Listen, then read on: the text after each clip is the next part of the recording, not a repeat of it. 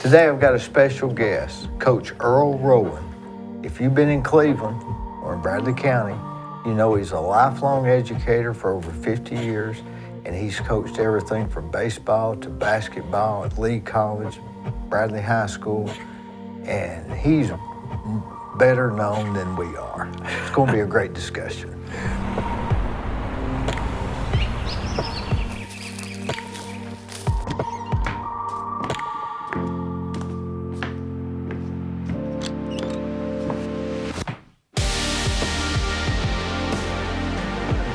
You know, it looks good. If the wind's not blowing, 42 is fine. Yeah. You know. Yeah. Do you remember the first time they called you Coach Rowan? Yeah. You mentioned that, and I hadn't thought about this angle, but my first principal, when I was first assigned to the Bradley County school system, to East Cleveland School, 1966, my principal, Pauline Taylor was her name at the time. She later married, in her later years, a guy named Shorty Guerin. Oh, I remember Shorty. He happened to be Greg Guerin's grandfather. That's right. Jerry Guerin's father. Yeah. And Miss Polly and Mr. Guerin, Shorty, were husband and wife for the last probably 20 years of their lives. They married late in life, but Miss Polly married, she lived to be 97 or so. But the point is, when I became her 8th grade teacher, she never called me Coach Rowan. It was always Mr. Rowan.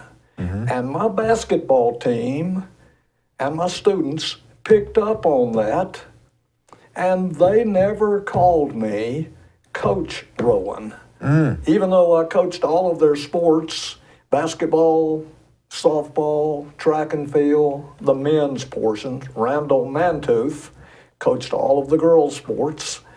It was always Mr. Rowan, and that stuck the first 9 years. So it was really, in answer to your question, when I went to Lee College to become coach there, that everybody called me Coach. And then at Bradley, 34 years of teaching at Bradley, almost nobody called me Mr. Rowan anymore. It was Coach.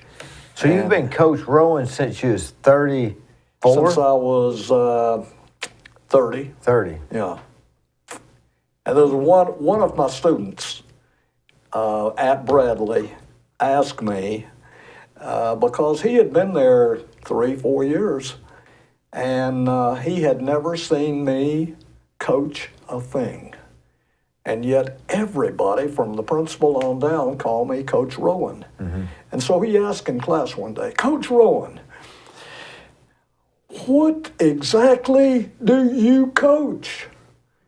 And I chuckled and said, well, I don't coach anything. It's just what I have coached. I have coached a little of everything: basketball, baseball, cross country, track and field, you name it. And I've been involved. But I don't currently coach anything and haven't for a number of years. He said, yeah, I get it. He said, that's what my grandpa calls an over-the-hill has-been. I said, you got it. You got it. I'm an over-the-hill has-been. That was a little bit smart aleck, wasn't it? No, he was good-natured. Oh, he was just, he really wanted to know, what do you coach? And when I explained all that, he came up with his own, tied it in with his grandpa, and said, that my grandpa says that's an over-the-hill has-been.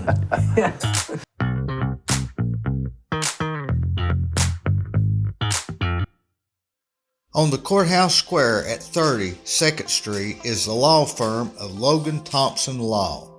Since 1965, they have served the legal needs for the good citizens of Cleveland-Bradley County.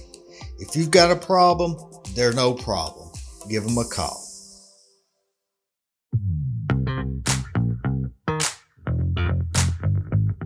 Did you go to Lee as a student? I did. That's what brought me to Cleveland, Tennessee. Where were you from originally? South Georgia, Berrien County, which is just north of Valdosta. That's what I've always told people, and everybody in this area knows where Valdosta or Tifton is, but nobody knows where Nashville or Berrien County. When I say I'm from Nashville, Georgia, and I'm often corrected, you mean Nashville, Tennessee, don't you? I said, no, Nashville, Georgia. That's between Enigma, Alapahaw, and Ray City, all in my home county. Did you come here because it was a Bible college? No, because it was a Church of God college. My mom and dad are a long time, were before they each passed on, stalwarts in the Church of God. I was raised in the church in South Georgia, and I had two different pastors who both had strong ties and connections with Lee College. And one was a young pastor, 24, 25 years of age, in his second pastorate, and he and his wife worked so well with young people in the church, and they were not going to hear of me going to ABAC Junior College or the University of Georgia or Valdosta State. They insisted that I check Lee out. And honestly, Dee, I'd never seen the place. I'd never been to Cleveland, Tennessee. And so I corresponded with them. They sent me the packets and the bulletin, and I saw the course offerings and so forth. And I enrolled and was accepted and came to Cleveland, Tennessee. Never had visited at all. It was not part of college day activities, was not recruited. My pastor did the recruiting, and they were just thrilled that I had chosen to come to Lee, which is where they went to college, you know. So the alumni factor paid off in that respect in getting me to come to Lee College. It's changed a whole lot, obviously, in 50 years. When Dr. Paul Kahn became the president in 1986, things began to change, and it was steady every year, a new building every year. Prior to that, it was sort of at one stage, wasn't it? Until he took over, it was sort of like just... It was growing slowly. I'll give you some of my memory. When I came in the fall of 1962, there were 565 students at Lee. 5 total. That included a 4-year Bible college, a 2-year junior college, a school of music. It was just what you could term a small, sleepy little Bible college or church-related school in southeast Tennessee. 565 students. Everybody got to know each other. We even had after about 2 weeks on campus, we had a school-wide picnic and had a great time. You know, Pop and Mom Muncie, who ran the cafeteria, they seemed like every student just kind of thought of Pop Muncie as their grandpa. And he was so personable. And they would fix hot dogs and hamburgers and various types of sandwiches and potato salad and baked beans. And we would have a picnic on campus, and everybody would turn out. And it would give you a chance to see all the girls, and if you didn't know a couple of hundred of the 565 students, get to know the rest of the people that you didn't know. And then it slowly grew. this was in the 60s. By the time I came back to become a member of the faculty and take over, I took over for Dale Hughes in 1975, which was 13 years after I came as a freshman. When Dale left his position as the athletic director and head basketball coach at Lee and a member of the faculty, he went to Bradley High School to become principal. And I replaced him as the head basketball coach, and we were also starting a baseball program at the time. And during the time that I was there, mainly from 75 to 82, the enrollment had grown to somewhere around 1,000. It got eventually to about 1,200. And we thought that was really making some strides from 500 to 1,200 in just a little over 10 years. But boy, oh boy, oh boy, we didn't know what was in store. I think Dr. Kahn had a vision. He definitely did. Yeah. And I think maybe he was even surprised that it happened with regularity and so quickly. I mean, at one point they were gaining 150, 200, 300 students every year. Well, it'd be hard to manage that in a way, wouldn't it? I mean, that's a lot of extra people. And eventually, of course, it reached 5,500 from 1,200. Is that about what it is now, I guess? They've dropped since the pandemic. And it's somewhere now, I think, I was reading this, somewhere around 37 to 4,000. So they've dropped several hundred from their peak back in, I guess, 2018, 2019, along in that time. Why would the pandemic have so much to do with that? Because online studies, maybe? That's one factor, for sure. And then all of the finances to go to college.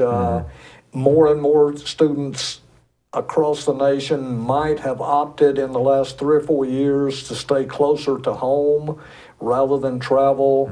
Lee gets students from most of the 50 states and some foreign countries. So it's not, we have a good blend of local talent from the area here, just like Cleveland State.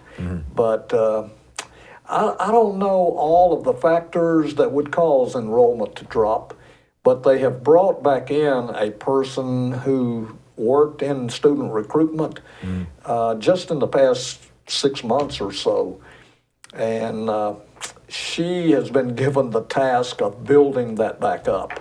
I wonder if it may be because people just over the years have not ended up having as many kids. Maybe there's just not that many people. That could be. I mean, we were the baby. Are you in the baby boomers, or you're? I am right at the end or the beginning of. And I'm at the very, very end. Yep. Okay. And so I was born in 1944, and I think the baby boomers began in 1945 or 6 is when they started. And it ended about 66. Yep. So somewhere in the 60s. So I guess we might as well assume that the population's going down, I guess, or no, but maybe not as much of an increase. Yep. I read something where just in the last couple of days where this is mind-boggling, but due to exactly what you're talking about, I think it was 12,000 people a day. 12,000 in the United States are turning 65 each day. That's because of the baby boomers. And it's and that's going to be that way every day. That way. That's how many in a year. But just like you said, I don't think that the birth rate is keeping pace with that baby boomer that's continuing to turn 60 or 65 years of age. It's almost like maybe maybe there's been a decrease in the increase. Not that there's a decrease, but just maybe it's starting to slowing level down. off. Yep. I don't know what that means for the future, and I maybe don't- things change. I don't see people having 6 kids like they did. No, they're not going to pick up the slack. No. Do you have It's, any brothers and sisters? I do. We had 5 kids in my family. See, I'm that's the point. oldest. And I got a brother, so that's to our I have a point. brother who is 10 years younger than I am, and I have 3 sisters. We're all still living. And they're all centered somewhere in the South Georgia area. Not exactly in my home county, but 2 of them are, and 2 of them are in nearby counties, Thomas and Colquitt County, just off the interstate. But they're all South Georgia centered. And Do you visit home much? yeah, I do. Back, well, when my mom was still living, she passed away in 2005, and my dad much earlier, but 1989 was when Dad passed. But in going home to see Mom all through the 1990s until she passed in 2005, Kathy, my wife, and I we would take all of our breaks and go to Florida. I love sunshine, warm weather, and of course March here in Bradley County is still very cool. Yeah, and windy. And I love going to Florida in March because it's instant. You go from sometimes 45-degree weather to 75 and 78-degree weather, just like flipping a switch. And I love it. I would spend an entire week of spring break. Now, I learned when I was a young man I learned which areas of Florida to go to. When I was in my 20s, I was gung-ho about spring break on the beach. Single, but as I got married, I got older, I never wanted to go to Daytona or Fort Lauderdale during spring break. Kathy and I took our spring breaks in Central Florida, around Orlando, Kissimmee, to go to the theme parks, to go to spring training, baseball. The Braves came in the 90s to the Disney complex, and I loved it. Sometimes I'd go twice in the same week to see Braves spring training. And then right on the south side of town, the Houston Astros had been in Kissimmee forever. And I had seen them and became a fan, and Kathy and I would just go to the spring break, spring training, just kick back for 5 to 7 days, spring break. Then we'd go back to a condo that we had in on the beach in Daytona in the summertime and use that area. And then in the fall, go back. This time I would go to the beach side, the Daytona area, in the fall because it's not nearly as crowded in October as And still March. some warm, right? Oh, yeah. And then, well, October in Florida, it'll be 80 degrees. I mean, it's warm. So it was a good time of the year. And then we always, until the pandemic, every Christmas since I'd been in Bradley County, I always went home for Christmas. Home was the home place, the farm. So there's 4 trips to South Georgia: spring break, summertime in Florida, fall break, and Christmas. And then Mom had a stroke in the 90s, and we had to kind of look in on her and care for her during weekends. We had a lady stay with her all during the week.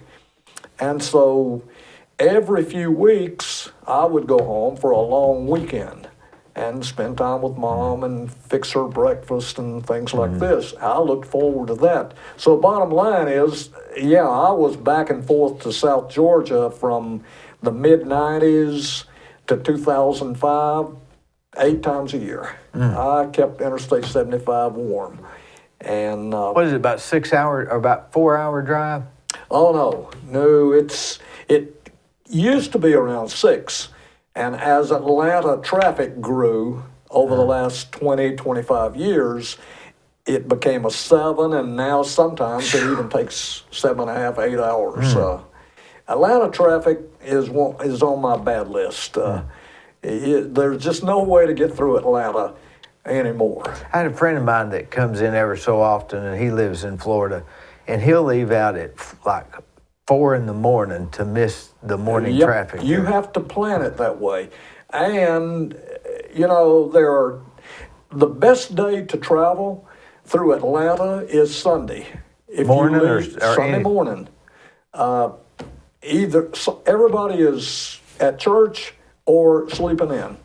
And there's very little activity as far as traffic at 9, 10, 10:30 So you can just- Sunday morning. You can just drive right through. And the best day of the year, and my family in South Georgia doesn't much appreciate this, but we try to go 2 or 3 days early.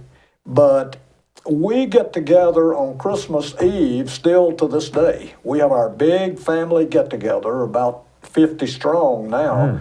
Used to be just us kids. And as we got to having kids and all of this, the family grew. And now we have a church fellowship hall, a nearby Baptist church, that we secure for a Christmas Eve get together. And then on Christmas Day, we eat breakfast with some of the family and then can come back to Bradley County. Christmas Day is one of the best travel days of the year. Nobody's traveling. Yeah. Except a few of us who have learned that, and a few 18-wheelers. That's about it. It's nice that your family gets together still like that. Oh, we Mom and Dad, just laid the foundation for that. I mean, when we were kids, as each of my younger siblings came along, when I was like 10, 12, 14, I always had younger brothers and sisters. Cousins and stuff? Huh? Cousins during that? Any cousins? I'm a sure. lot of cousins, but as far as Christmas get-together, it's just my family, our family, Mom and Dad's family. Now, we have a big-time family reunion once a year of my grandparents' family, and my stars a-living. It got too big, and we had to cut it down to just my grandparents. Originally, it was my great-grandparents. In other words, my grandparents, Mom and Dad. Rowan? Yeah, and they had numerous names. Yeah. There were more people, and they came to the old home place because my grandmother was still living, and until this was in the mid-1950s when I was a kid growing up. And it got too big. I mean, like 200 people around a home place, and they just decided, everybody agreed it was just too big. I mean, the food was great, the fellowship, but we were beginning, the younger folks didn't know 2/3 of the people, to be honest with you. The older folks knew the old timers, and the younger folks didn't know their fellow younger folks. I mean, you could talk and introduce yourself, but when it became just my grandparents, that was, my grandparents had 9 children who are my uncles and aunts. And that was a big family get-together. And that family get-together is still going on the first weekend in May every spring. And we've lost all of my uncles and aunts, and of course my mom and dad, all of the original, the 40-year-olds used to be our parents. And now it's the cousins, as you said. Even it's getting down to second and third cousins. But we're still doing it and have probably 50, 60 people, which is a good size reunion. It's not like 150, 200, but we have plenty of food and fellowship, and each of my grandparents' children, that's my mom and dad, and all of my dad's, this is my dad's family, all of his brothers and sisters, their descendants, even to this year. I mean, we'll continue this. Whoever is there will take 2 to 5 minutes and talk about what all their family's been doing and who's doing what, and give a little report.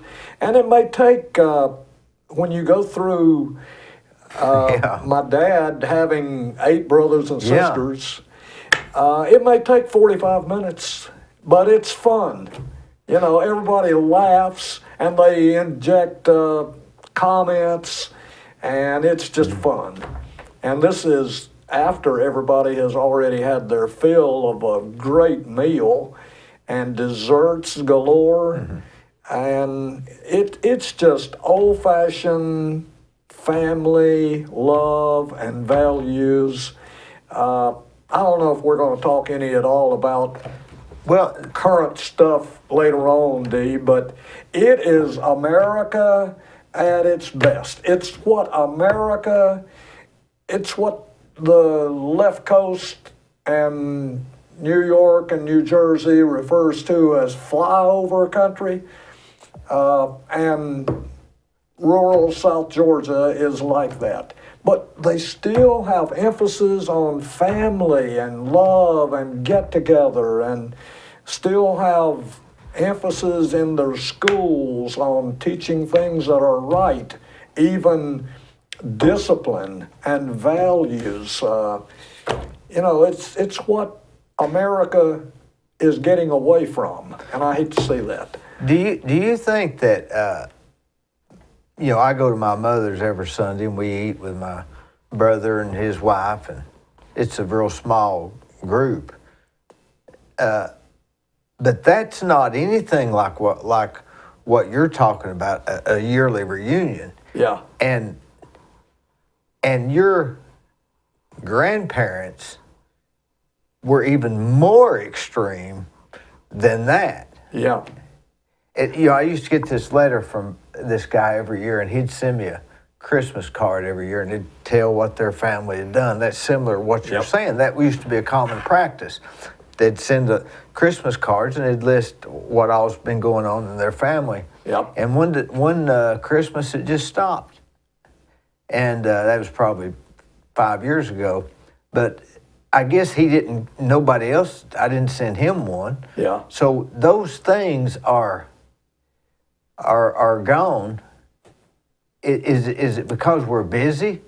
Or I don't think it's because our values have changed. Each individual group, you have to determine, this is what we want to do. Is it that important to get together and keep it going? And this is what we 15, 20, 25 years ago heard from some of the older folks, that when we would go to these family reunions, now you guys who are younger are going to have to keep this going.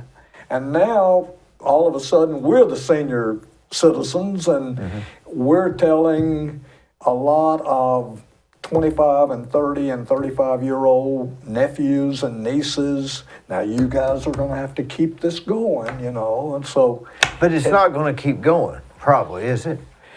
Is it because people are busy, or is it because divorce and now you got 4 families to go to and you don't know where to go, so you just don't go to any? I don't know. In our family, there's a good chance that it will continue, because these cousins, for example, have grown up in this type atmosphere. I mean, since they were toddlers, since they were learning to walk, they were attending get-togethers with Uncle Earl, Aunt Kathy, and Uncle Glenn, and so on. They have known us all of their lives, and now they've got their own kids, and those kids are, in some cases, graduating high school and going off to college.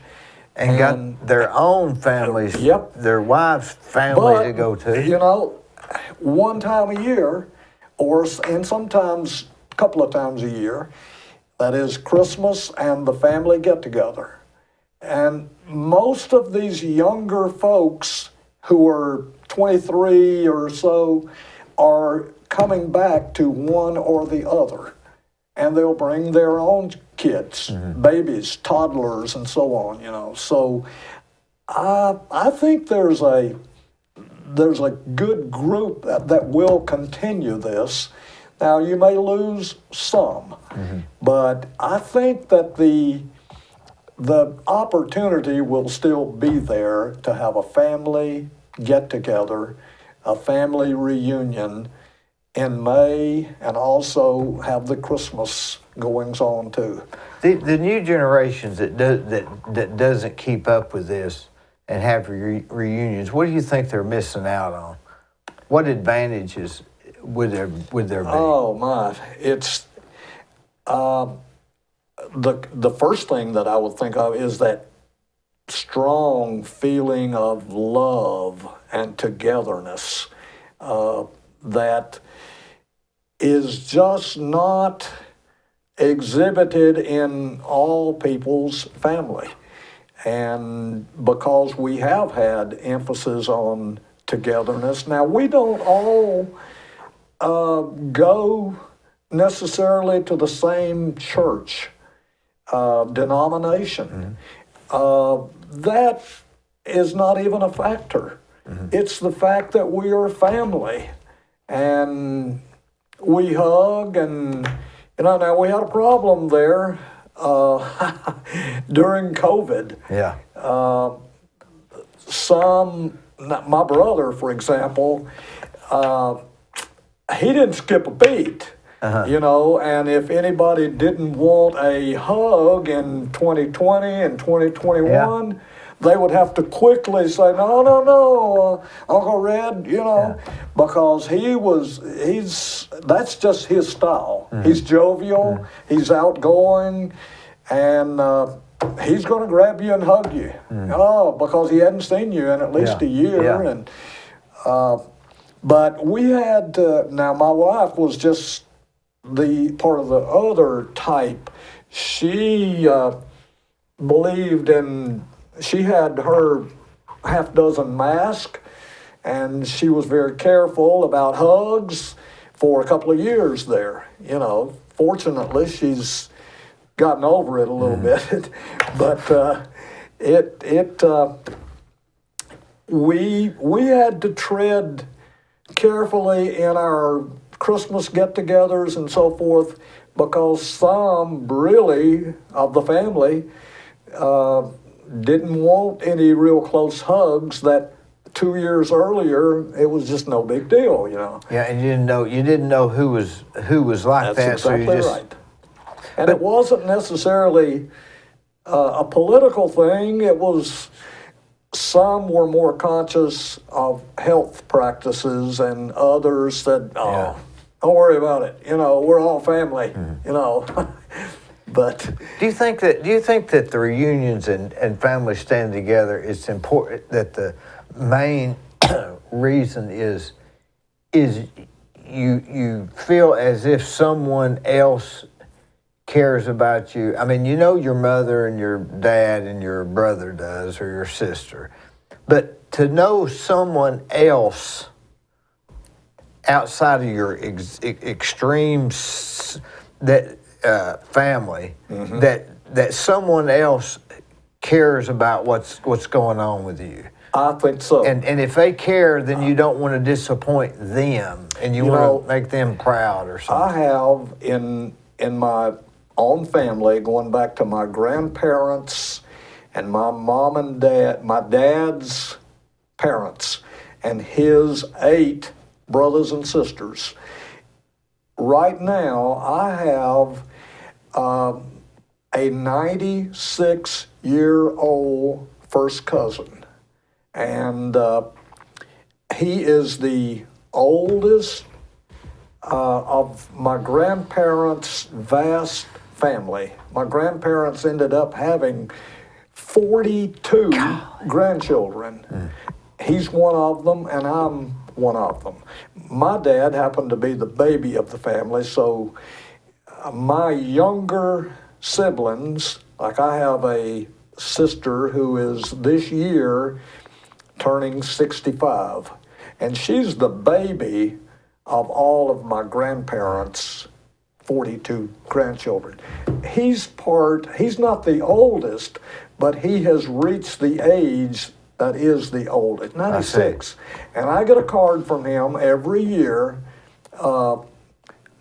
usually around Christmas, and the last two have said, he'll mention just 3 or 4 lines of things that are important to him, and then he'll say, I'm 94 and hanging in there.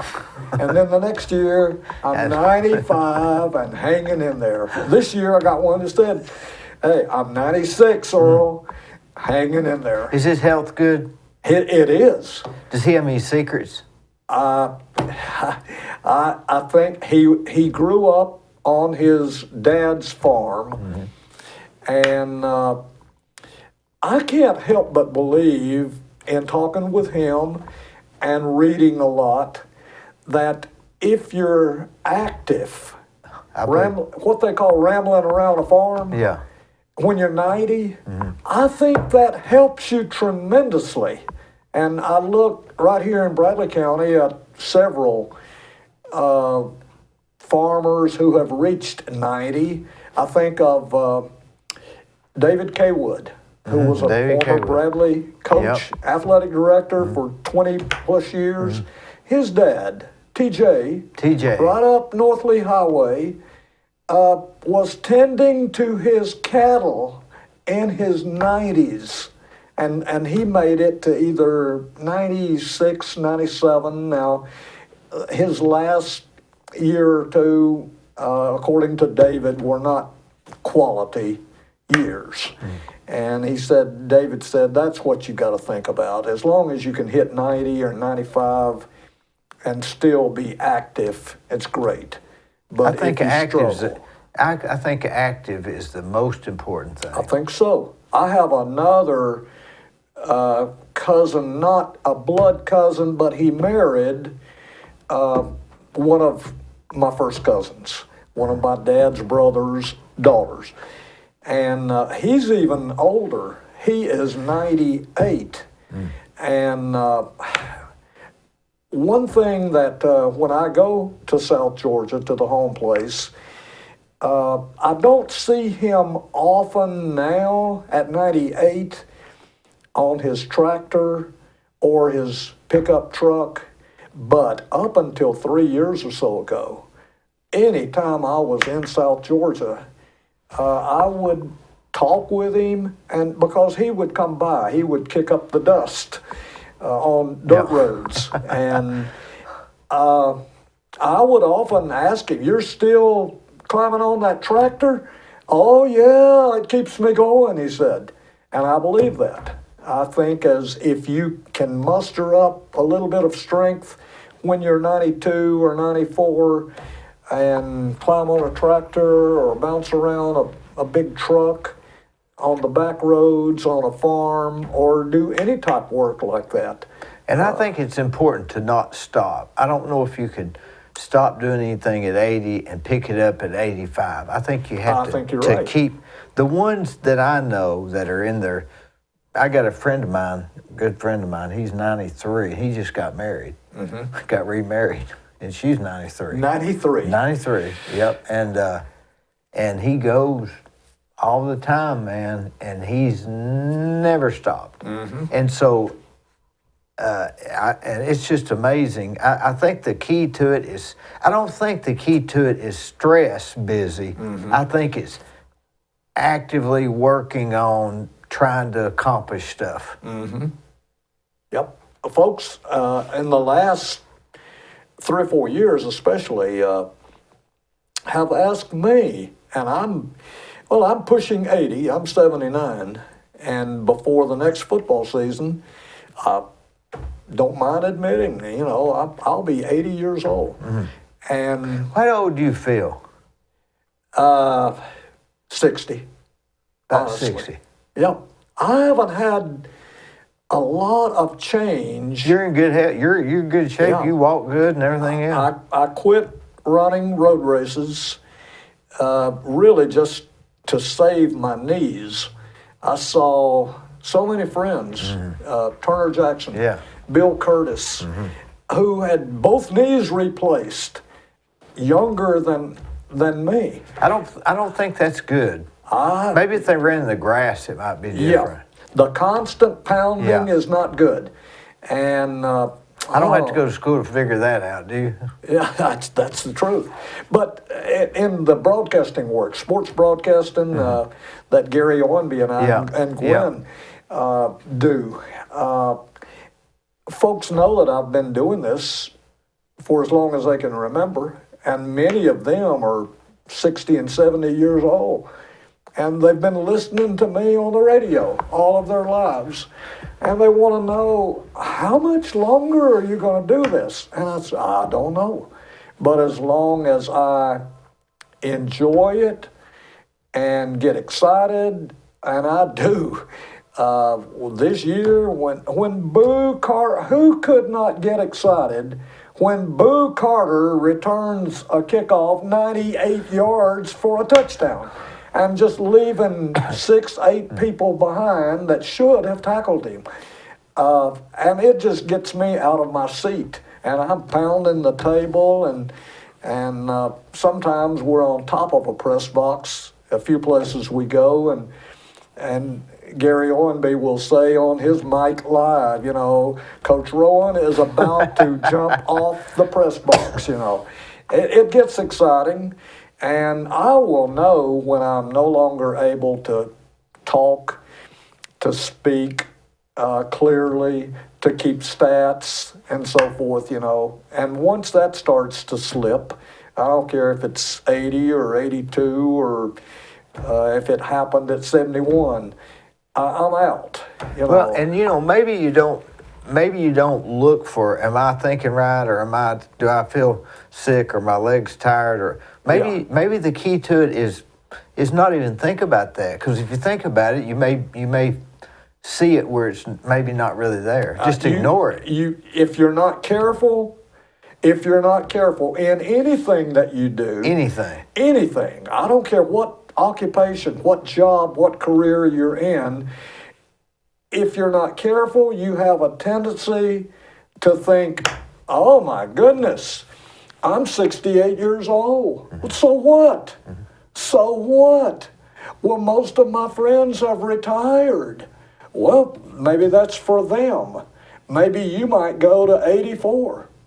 Oh, and they have trouble believing that. Hey, all kids don't walk at the same age or There you talk go. at the same age.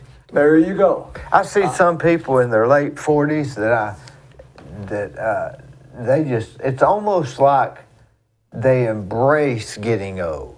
Like they're finally arrived. They finally have got to where they can take it easy and relax. They've seen some people, maybe family members, maybe some friends, who honestly just like they embrace that getting old, and they have an image of how a 65 or a 70-year-old is supposed to walk, talk, behave, think.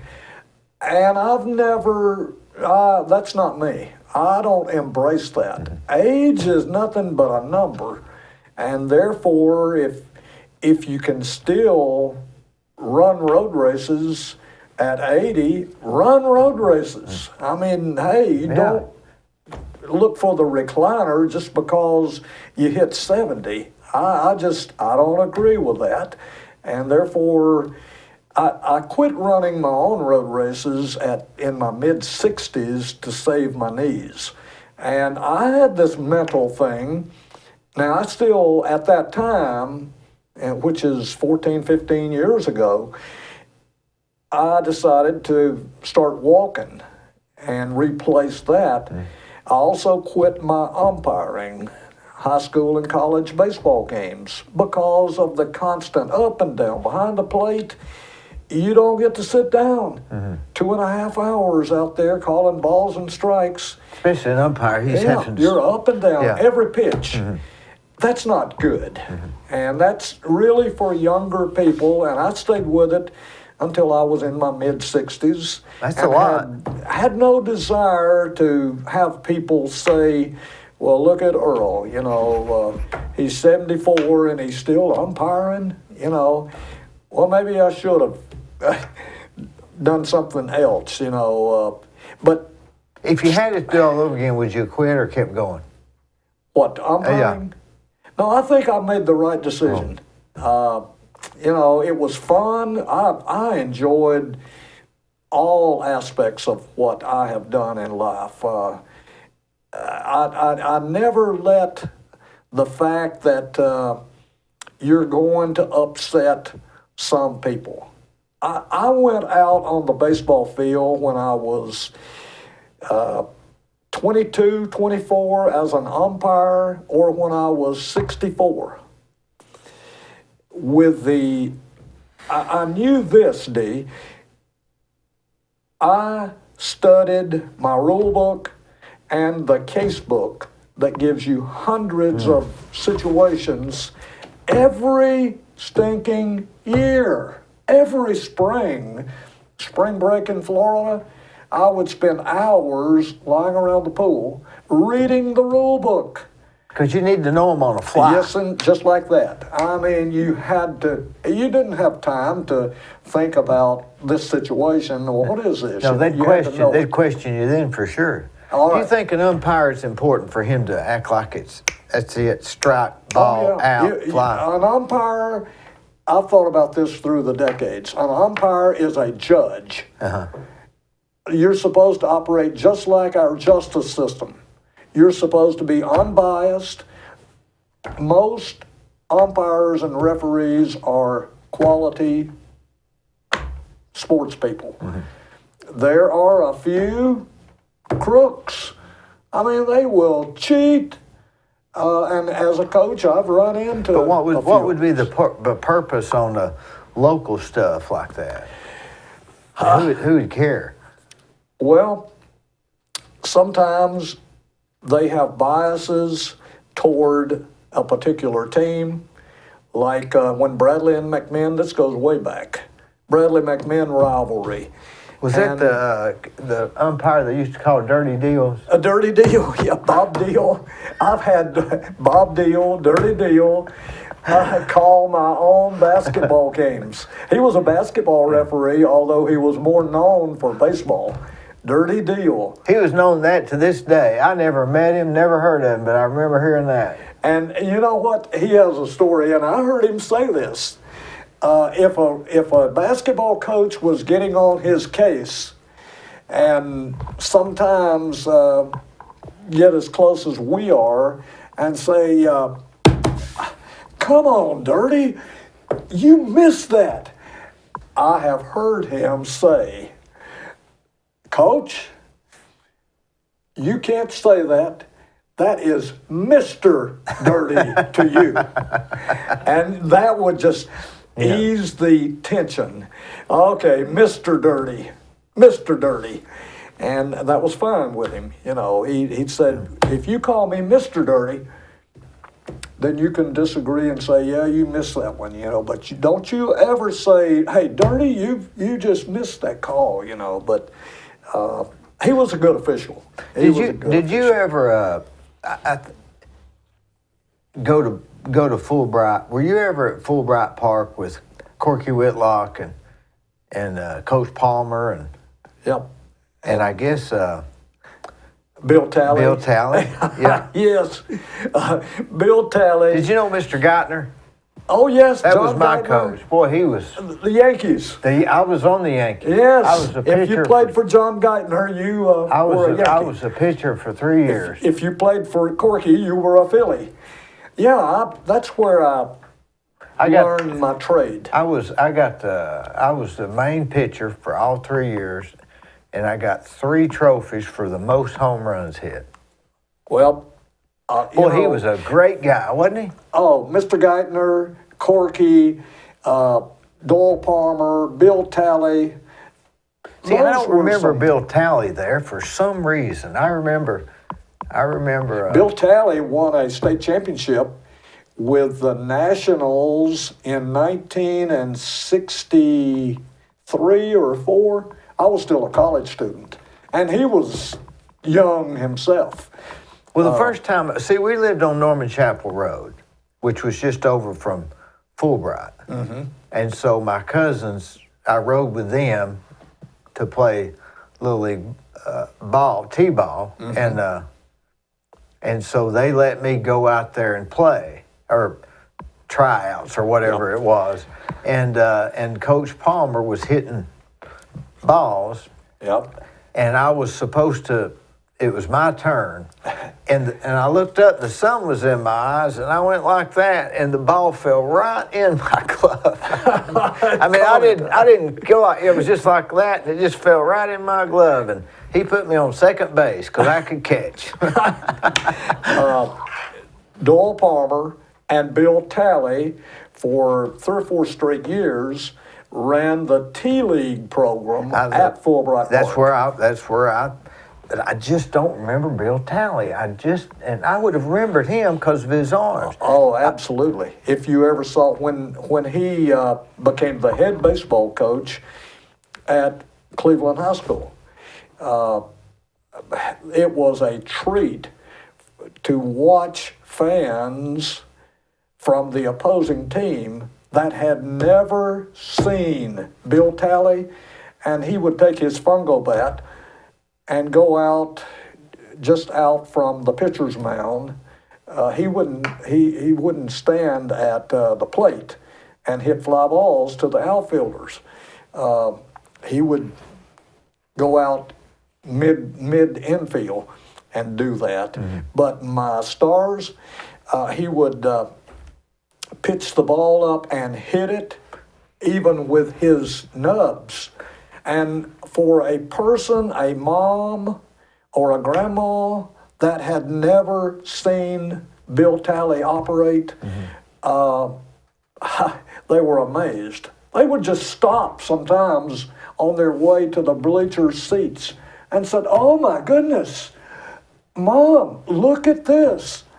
And it was like they had never seen a person who was handicapped in such a fashion as Bill Talley was. But man alive, he got the job done. And did you ever have an opportunity to see Bill Talley write you a note? No, but my friend Steve Hickson, or Dough Ball, he's always really... His handwriting was just perfect. I mean, better than ours. Yeah. I mean, the one thing that he couldn't do very well, sometimes I would eat with Bill Talley at the old Shoney's up from Fulbright Park. And Bill was very independent. You know, he drove, he wrote, he hit his own infield as a coach. But when we were sitting there across from each other, if he had tea or coffee and he had a couple of packs of sugar or sweet and low, he couldn't maneuver that, couldn't tear it. Yeah. And he'd flip it over just like a deck of cards, you know, and say, "Earl, help me out here a little bit. Help me out here." That was the only thing that he would ask for help. You know? I believe it's a mystery why his arms were like that, wasn't it? Or what was the cause? Well, it was through birth defects. He's been like that. He was born that way. And something happened in the womb, and before he was born. And he was been like that his entire life. But he overcame it. Boy, oh boy. I mean, he had a normal life. Sports manager when he was a high school student at Bradley for the football team, the basketball team, you know. They made it. Alan Jones had a statue made of him. Yeah, yeah.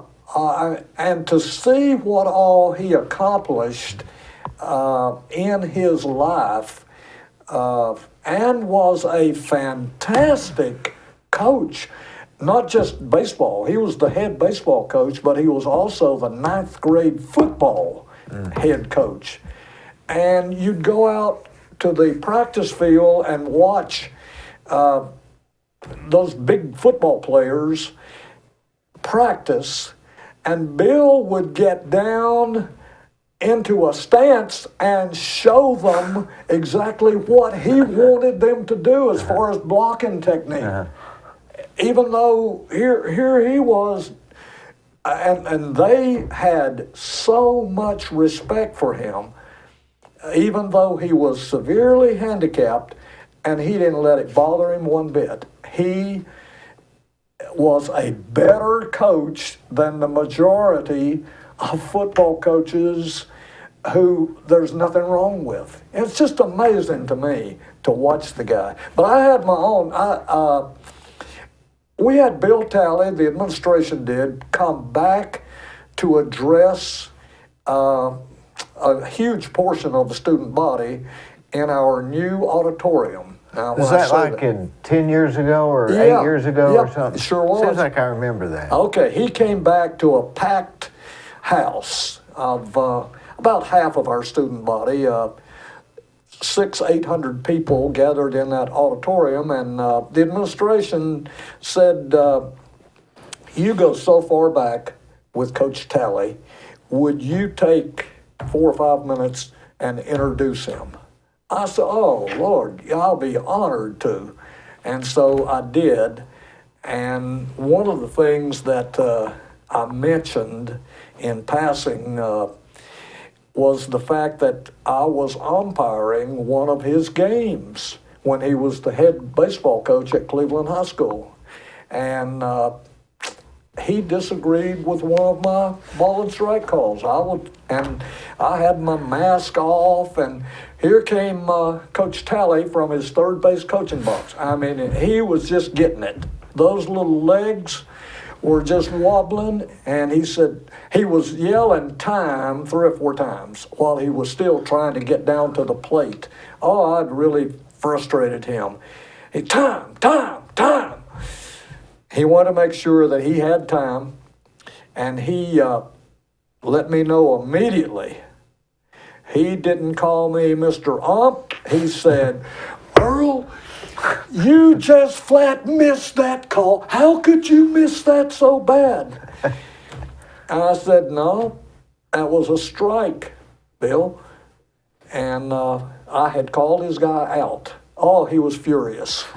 And so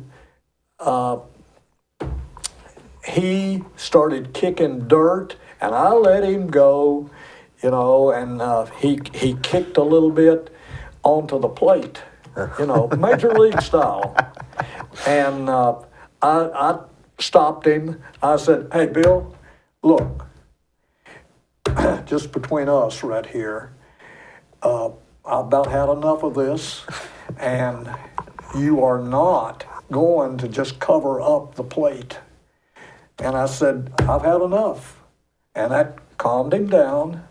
And so I took my broom out, and I uncovered the plate and did all that, you know. And I said, all right, now get on back down to your third base coaching box, and we'll forget about this. Otherwise, I said, if you continue this, you're not going to be around, because I'm going to give you the old heave-ho that you know very well. I know how to do it. And he said, all right. And I went through that, not quite as long, but I talked about that, and then I summed it up with one of the greatest coaches of our area, you know, and really lauded him Yeah. and told a lot of good things about him.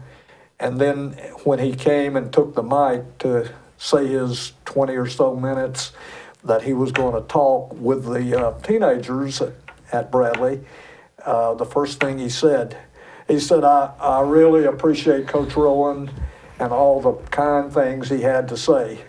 And then he paused for about 5 seconds and looked at me and he said, but you know what, you still missed that call, bad. And the kids just loved it, you know. He probably still thought that, really. Yeah, didn't he definitely thought that. Yeah, and I might have missed a few now and then, but Well, you got to call him as you see him. You what got to now? call him as you see him, right? Oh, you've got to definitely. Hey, that's one thing. I told you I read that rule book. When I went on the field, I knew this, Dee, that I don't care if I was a 30-year-old umpire or a 60-year-old umpire. I knew that I knew the rules, I knew the situation, and I was going to give them the best game that I could give them, unbiased. And I felt like that when I went on the field, especially after I had all that experience, you've got one of the best umpires in Southeast Tennessee, right here. And I'm going to give you 7 innings of, I may miss a few, but it won't be a dozen or so misses. So you do your thing, you coach, and that's the way most of the coaches approached it. You know, they did have a lot of respect as you gained experience. If you had the reputation of being a hardworking, knowledgeable, good umpire, they would stay off your case. And I got along with baseball coaches really, really well in the entire Southeast Tennessee area. And because I felt like, you know, you do your job, you're trying to be the best coach you can be, I'm going to be the best umpire I can be. I'm not out here for the money. I'm out here because I enjoy the game, and I'm going to give you a good game. And that helped tremendously. What about some of those people that were coach year after year after year, like Mr. Geithner, for no money? Yep. You know, and to this day, I still refer back to stuff Mr. Coach Geithner told me, Yeah, because he was a great guy. he sure was. Yep. And you know, one of my biggest regrets is I was at Earl's restaurant one day, and I hadn't seen him in 20 years. Yeah. You know, because I was what, Yeah. 15 then, or 14 or 13, something like Yeah. that. And of course, he was my coach for 3 years. Back then, it was 3 Yeah. years. And I saw him at Earl's, and he saw me, and we locked eyes, and I didn't speak to him. And why I didn't, I don't know. Yeah. And that's one of my biggest, because he could have helped me. Yeah. Even today, Yeah. he was that kind of guy. You know, because at whatever age, I was probably 30, something like that. You know, no, 35. It was, I might have even been 40. It was on up there. Well, I called a lot of Mr. Geithner's games, Corky's games, Dole's games. Dole, yeah. That's where I got my start in umpiring. Is Fulbright Park, 1967. After my first year of teaching at East Cleveland School, I needed some extra income for the summertime. And I was out at Fulbright Park, 6 nights a week. Oh, yeah. Yeah. Yeah. And I thought, man, I'm doing pretty well. I'm making some money because I was making $3 A game. A game. Yeah. But I called 2 games, so every night, $6. $6, $36. And probably for got the free week. hot dogs, maybe. We got free hot dogs. You know, we didn't get 4 and 5 a night, but you could get a hot dog. And at a scrimmage game, well, when we, the Bears, this past fall, scrimmaged Alcoa. It drew a good crowd, just a practice game before the season started. And I went up and sat down with Gary, and Jimmy Clark was there. I don't know if you know Jimmy I don't know Clark. Jimmy. Okay, Jimmy Clark, his dad and mom, Jim and Mildred Clark, were the directors of Fulbright Park. And they were out there 6 nights a week. And I said, when Gary told me, he said, Earl, this is Jim Clark. I said, Jim Clark, the son of Jim and Mildred Clark from Fulbright Park? And I said, the old quarterback? He just beamed, because Jimmy Clark, young Jimmy Clark, was the quarterback in the first Bradley-Cleveland football game, 1965. And, but yeah, I was out there 6 nights a week. Till about what year, roughly? Well, I started, Steve Benton and I started coaching the Dixie Boys All-Stars. Steve asked me to help him with the Hawks. The Hawks baseball team, this is 13 and 14-year-old league. That was that what they called the Pony League? It was Dixie Boys. Dixie Boys. Yep, it was a step beyond Dixie Youth. Dixie Youth that Mr. Geithner was involved in, that Corky was involved in, was 9 through 12. Well, I played for the Angels in that. Okay, that's 13, 14-year-old. Okay, yeah. Yep. I played for them too. Okay. Then. You were one of those teams that we whipped up on always. Well, I can't remember who I played. Was it the Angels? I believe Yeah, it the was. Angels. I never can remember that guy's name. I think his name was Randy. We had the Colts and the Angels and the 45s, and we had 8 teams in the Yeah, league. there's another. Yeah, and I played All-Stars too Okay. on those. But there was another team, Senators. Was it Senators? Yep. Jeff Lovingood. Remember all them? Yep. John Lovingood. Yeah. Jim was our Dixie Boys president, their dad. Yeah. For, I guess, during the time that Jeff and John were coming up through Yeah. that program. But Yeah, that's right. But the day, yeah, that's right. I got that confused. Yeah, John was. He was always a catcher. okay. John was catcher a lot, mostly. But I started working with Steve Benton in 1971, and we coached the Hawks through the 77 season.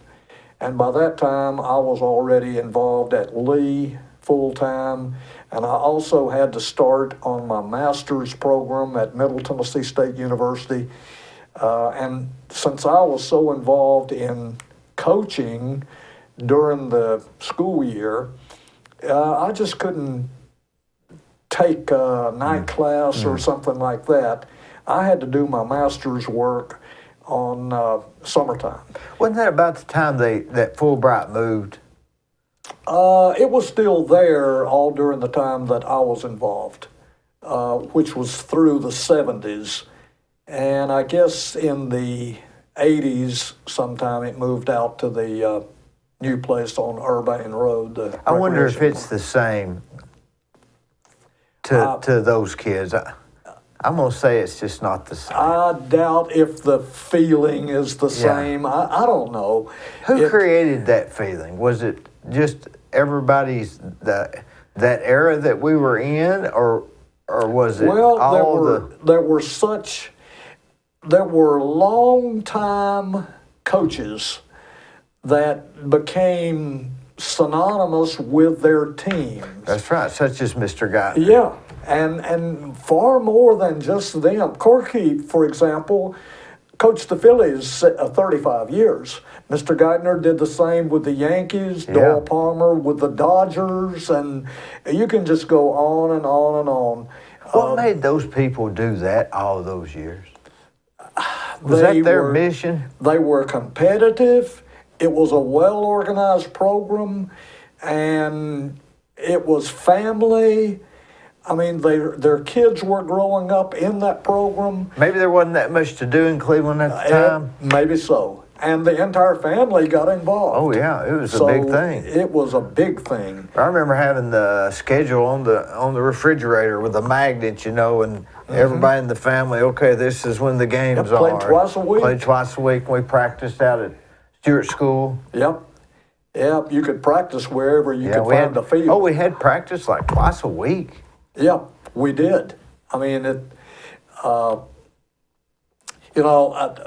talking about Fulbright, and we'll get back with this, but talking about practice, Dee, when I went to East Cleveland School and met my principal, Miss Pauline Guerin, she showed me all around the school, my classroom. Her office was next door to my classroom.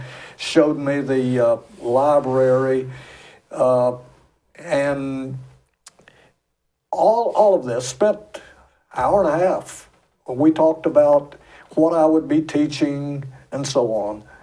And then I finally got around to the point. I said, "Now, Miss Taylor," she was Taylor before she married Shorty Guerin. I said, I know and you know that I've been recommended to be your 8th grade teacher, but I'm also interested in the other phase of this job, and that is I was told that I could be your basketball coach." And she said, "Oh, yes, that goes along. I was just assuming that you wanted to coach basketball. We're looking forward to that." And I said, "Well, you have showed me my classroom to be, told me all about the curriculum, the books." I said, "I want to see the gym." And she said, "Well, now, Mr. Rowan, that's something we're going to need to talk about." She said, "We don't have a gym, but we have one of the finest blacktops outdoor court in all of Bradley County." I said, "Well, that's good." And she took me out and showed me the outdoor court just out adjacent to the backside of the gym. And I said, "Now, I'm having been here as a student at Lee, I know that it gets extremely cold during the wintertime, during basketball season. How do you practice in December and January and February?" And without any hesitation, she looked at me and said, "Oh, we don't practice during the cold weather times." She said, "We come out here to the outdoor court all through September and October, and then we just, when it gets too cold, we don't practice. We just go and play games." I said, "Well, now, that's not gonna fly with me." I said, "I don't think you can develop a very good team if you don't have regular practice and all of that." And she said, "Well, I'm sure if you call Sam Ledford out at Michigan Avenue, it's not very far from here, that he might lend you a night a week or so that you could practice if you want to." And I said, "Well, I was thinking 4 or 5 times a week, not just 1 time a week." She said, "Well, I don't know if that's going to be possible." So I did call Sam, and he let us have Monday nights once a week. And that was all he was going to give us, not 4 times a week.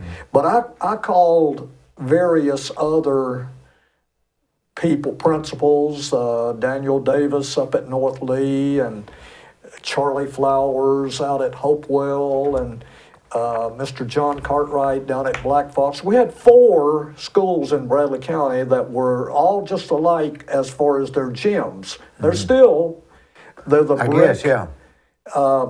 little small gyms with bleachers on one side.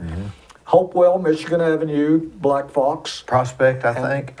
Prospect had the old-fashioned wooden gym.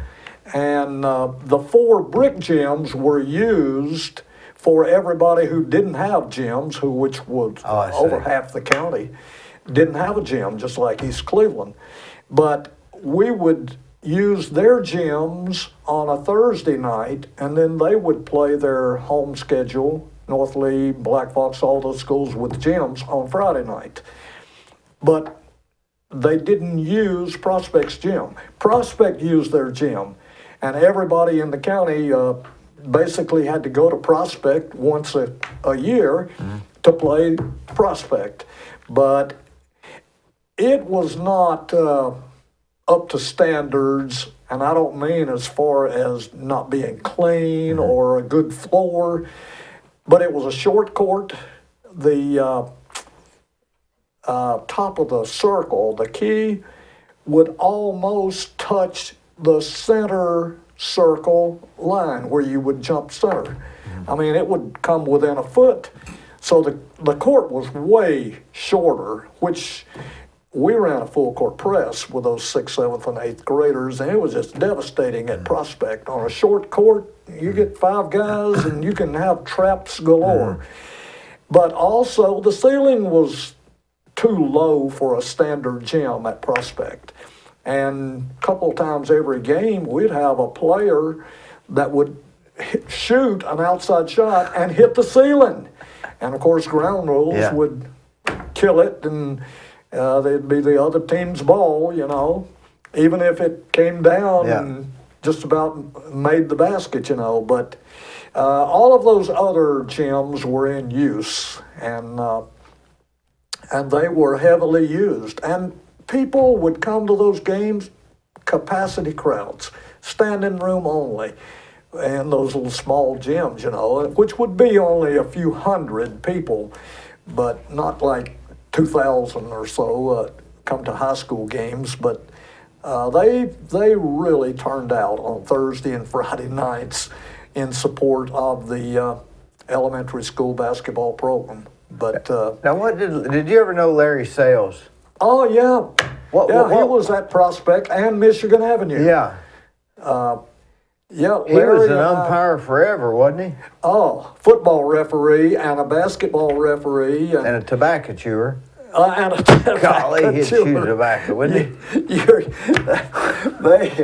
Yes, he, and you know, the TSSAA started through the years cutting down on, made it part of the rules. They figured that couldn't chew. coaches should not chew tobacco. Well, It that just w- about kills some That coaches. wouldn't have worked for Larry. No, I mean you had sometimes they would cheat and pretend that they didn't have Yeah, anything, right. but they'd have their cup Yeah. over in the corner of the dugout or on their bench. Whatever or- happened, he passed away Yes. years. Larry passed at a fairly young age. He's been gone many years. He ended up working for the city at Parks He Department. was the environmental director, the cleanliness man. I always thought that was ironic because he chewed tobacco. Yeah, you're right. But he did a great job with that, and was well organized. Some people they didn't understand Larry. He was a little abrasive, right? Maybe? Oh Lord, was he? He was the epitome of a take charge guy.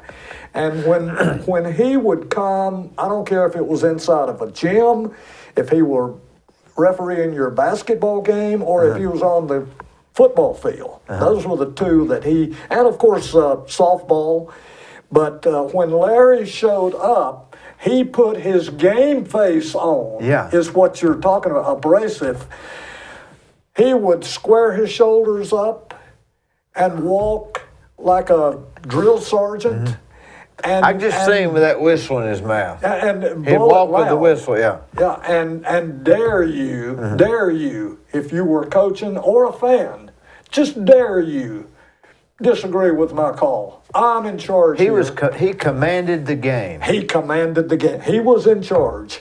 And that's what you look for in a good official, somebody that is confident, somebody that knows the rules, and somebody that just takes charge. And they're going to make decisions quickly and stand by. That's exactly right. And usually they don't question somebody like Larry Sells. No, You can sort of bluff them. He's so emphatic in his call. You know, if you're kind of halfway, That's why they make all those motions to Yeah, let you know exactly. that they're very confident. Yep. I mean, just call it. I mean, and even if you miss one occasionally, be emphatic. That's right. Yep, that's the way to Where do do you it. think they originally got the name coach? What is that? Because in talking with this, you're a coach is a baseball, a basketball. So a coach is not necessarily. I mean, wonder where the origin of the word coach. What does that mean? I mean, I know you got a stage coach, coach you along. Well, where a coach is maybe it's an from the word instructor, coax. a teacher. A coach is a teacher. A coach is instructing you on how to improve your game. Or maybe he's trying to keep you pushing forward. Mm-hmm. But could a coach be a coach in something that he's not familiar with? Could he still be a good coach? I think some people can be a good coach.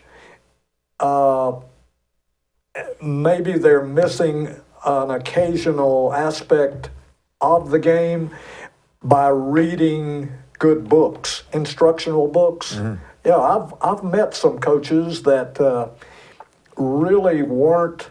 They didn't have a participation or a playing background, but because they were so focused on the basics and they read up on the particular sport. And, well, Bill Talley, Bill couldn't play sports, but boy, Mr. Geithner couldn't hardly throw. Yeah. I remember that. He wasn't really a good thrower. Right there tells you that you don't have to be a top-notch player. Michael Jordan may not have been an outstanding coach, even though he was tremendous at playing the game, because you've got to have that empathy too. You've got to understand some players, you can't just climb their frame and chew them out. Their personalities are such that they can't take that very well. Others, you can just rip them, and they respond well to that. And some people can rip you and it not bother you, and others cannot, and that bothers you. So that's it's true. just some people's got a talent for that, and some don't. You've got to figure out each individual on your team as quickly as you can, their personality. And how yours interacts with them. Yep, exactly. And you've obviously got to be excellent with your motivational skills, and that comes from not just having done it or reading about it, but part of your inner being yourself. You know, if you are competitive by nature and it bothers you to lose, as it does most coaches, but it bothers some more than others. You've got to pick up on that and be able to translate that to your team, to the various individuals, and they respond then based on how you react. I mean, if it doesn't seem to bother you to have 20 turnovers in a basketball game, if you're not going to be upset, then why should they try to reduce it to just 6 instead of 20, which is the difference in winning and losing? You know, so it has to bother you to lose. But do you think that's what is the original reason for sports at an early age, do you think it's obviously exercise? But back then they didn't even think about exercise the way we do. Yeah. But how ingenious it was to start those programs that I guess you almost want to instill a little competition in them. Yeah. A little bit angry because I got beat. Yep. I'm trying to get to. I'm going to start on third base this week. I want to get better. Mm-hmm. And that's what a coach does. He tries to instill that in you, I guess. But isn't it funny that once we get out of sports, sports is the only thing that we have a coach on. If I had Mr. Geithner or a Mr. Geithner type guy today, there's no telling what I could do. Yep. Well, you know, just in the last few years, Dee, you mentioned that, in education around Bradley and Cleveland and Walker Valley, they have now, just in the last 10 years probably, Gwen can probably tell us, we have now certified people who are called graduation coaches. Instead of teachers, they're a graduation coach. And their task is to take people who are right on the margin, borderline failures, and try to get them across the finish line. But what about the guy that's not? He just needs to keep having a coach. What are you going to do for that guy? Well, you're 20, saying 20 plus years ago, you know, the Bush administration, came up with their educational program, No Child Left Behind. Mm-hmm. We got to the point where at some point in my 50 years in education, when I first started, there was no emphasis on that. It was the old-fashioned, you were plugged into categories A, B, C, D, or F. And nobody really created a turmoil if a few students in each class got Fs. It was just... Or failed. Yeah, that's what I'm saying. The failure. Yeah, oh yeah, yeah. Or being retained in 5th grade or 3rd grade or did not pass to the next class. That's exactly right. And then there, at some point years ago,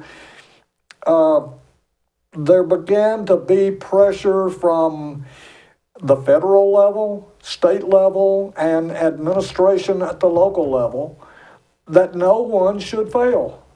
No one.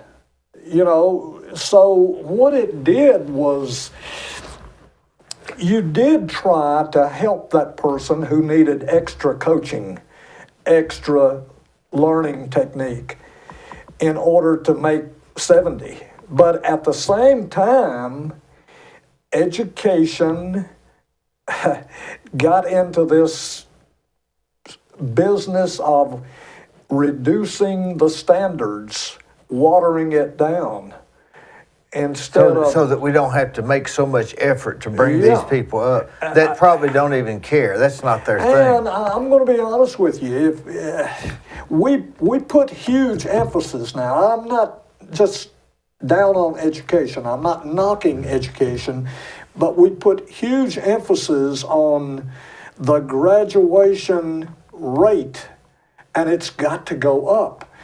30 years ago, 40 years ago, it was not unusual for the typical high school to have a graduation rate of 70, 72, 75%. It was an honor to have graduated. Yes, You did a lot of studying. Okay.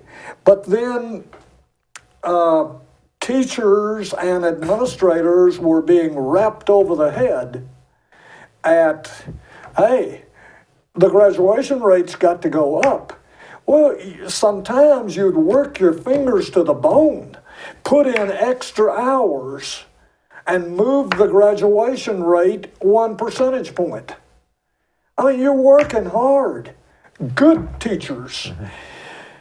And so, hey, if the state officials keep insisting, going after your scalp, that this 74% graduation rate has got to move up. Well, what do you want it to be? It needs to be at least 85, 88%. And then if you reach 88, then it's got to be 92, 96. We've got to keep moving forward. And you know what? I maybe shouldn't say this, but teachers began to say, okay, so what they're interested in are Numbers. statistics, numbers improving. Well, let's just lower our standards. No problem. Yeah. Right. So instead of 70 being required to be let's make it 60. Yeah. Or what's wrong with 55? Or don't give as hard a test. Yeah, make the test Yeah. easier. Make the test easier. And so it works. I mean, all of a sudden, you're being given blue ribbons, applauded, because over the last 8 years, X school here has moved from 74 to 90%. Boy, they're doing great. Oh, they're right? really They're doing good. great, which, everybody's happy. So, Maybe, I don't know the answer, do you?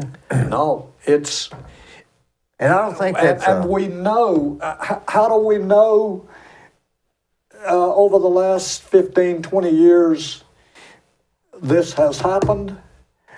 All you have to do is check with any college in the area and hear them complain about having math students, English students, or students who have difficulty reading at grade level their freshman year in college. How many remedial courses are having to be given to incoming 18-year-olds? And hey, they're putting the blame back. Who were the high school teachers and administrators who approved this? These people can't do the work that is expected at the freshman level in college. And everybody wants to keep passing the blame, maybe they'll drop the college standards, and then nobody. Let me tell you, I'm old-fashioned, but basically,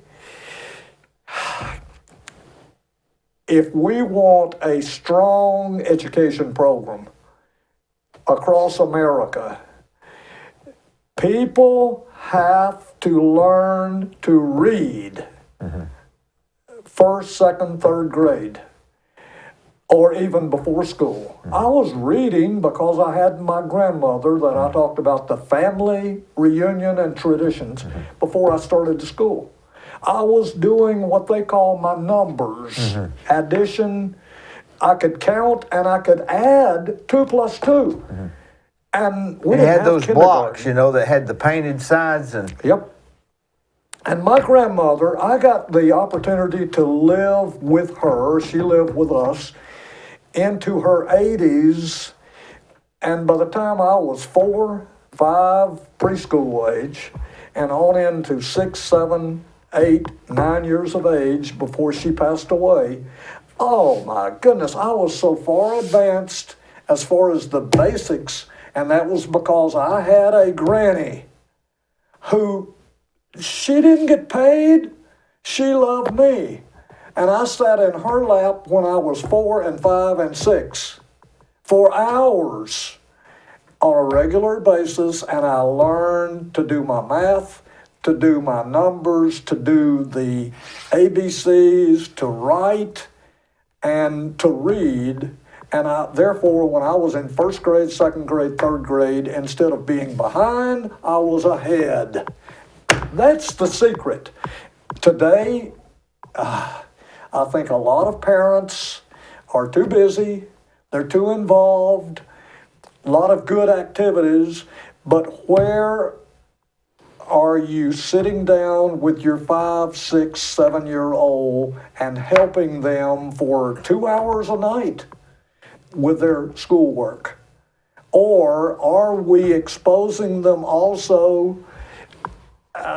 Well, this is one of my pet peeves, but instead of having newspapers and magazines and so forth, they're on gadgets. Oh, I know it. Yep.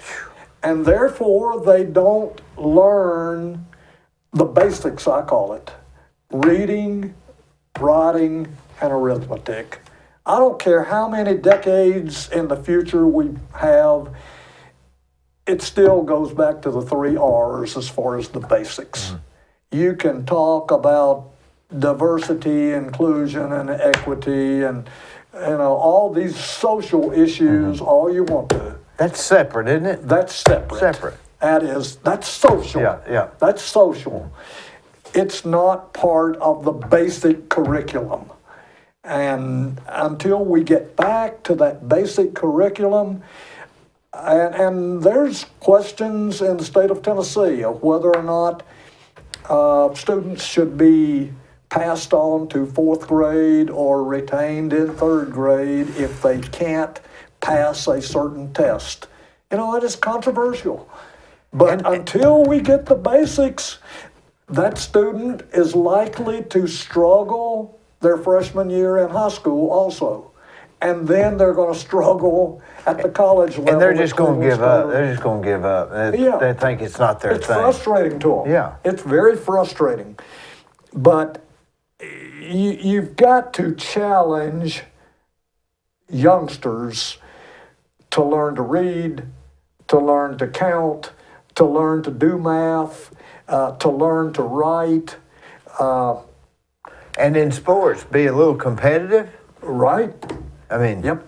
Just like if you start football players, wrestlers, or basketball players, baseball players at age 5, 6, 7, and you teach them the basics, that same formula has to be carried out in education. And people basically, you can't have 6, 8, 10-year-olds wanting to get on their gadgets, smartphones, their computers, and just have fun, play games, if it's not going to benefit them educationally. And too many young people think of studying or doing their homework as boring.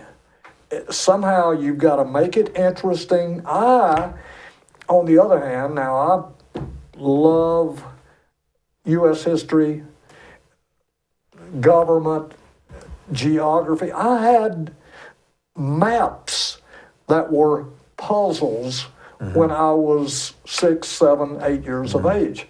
And I would put the United States together for fun. And it became very, very enjoyable to me to put the puzzle here. Texas belongs here, and Montana goes up here, and so forth. And by doing that puzzle, it was fun, and yet I was learning where Oregon was in connection with New Jersey. And it's a different size. Honestly, it just frustrated me to no end to have high school kids, juniors and seniors, and I stumbled onto this through my social studies work. Last 19 years, I taught at Bradley High School, mainly a course called Contemporary Issues and Current Events. I had no book. Some teachers said, "How can you teach without a book?"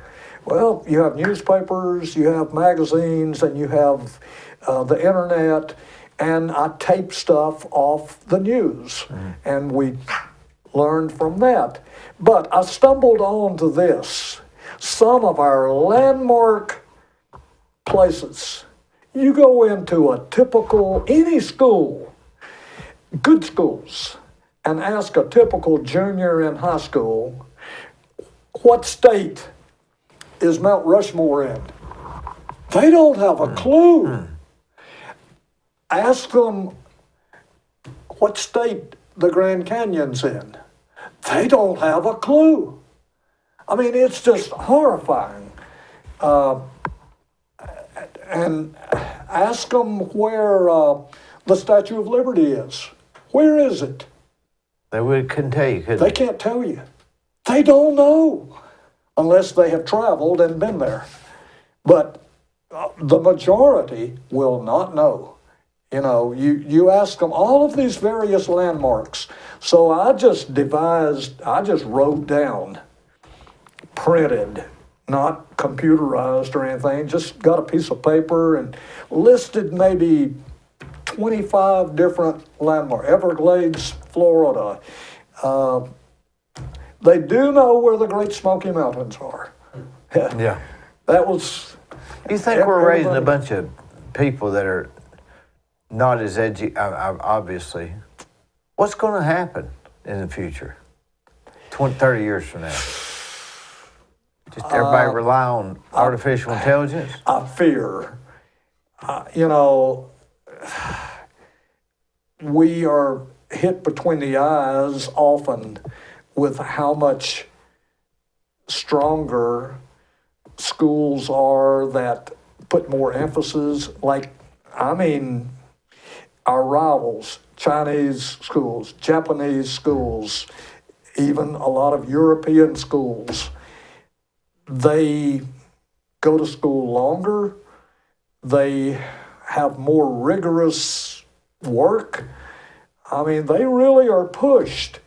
And therefore, I wince half through the years when I see the statistics that in U.S. history or social studies in general, when we are maybe 21st in the world. And that's my area. Who's doing the calculations on that? I mean, who determines Well, that? through standardized testing. You know, you can, if you're, it's just like, it's like worldwide tennis. You know, you don't have to be an American. Novak's not. And so therefore you can compete the Middle East against Germany, against Canada, against the United States, against Japan, you know, in golf, tennis, and so forth, you know. Now, our Major League Baseball and our NBA basketball, we bring in a handful, a few, from around the world that can compete in our program, but pretty much so we dominate our version of football that's called soccer elsewhere, you know. We have, not everybody is a Tom Brady or a Peyton Manning overseas. They don't emphasize that. But golf and tennis and sports like that, oftentimes we're not the best. You know, it's somebody from different countries. And it's the same way with education. I mean, if you bring 30 students from the United States and 30 from China, Japan, and Germany, let them compete. And you will pretty well see. And I've noticed this too. And I don't think this is unique just to Bradley Central High School. I think it's true at Walker Valley. I think it's true at Cleveland and all other high schools. I worry, and I didn't used to pay that much attention when I was 25, 35, and 40 years of age. But as I got more experienced, I noticed that they ranked, well, the rankings just came out, which is kind of controversial too, a couple of weeks ago on the actual letter grade that each school got across the state of Tennessee. And, I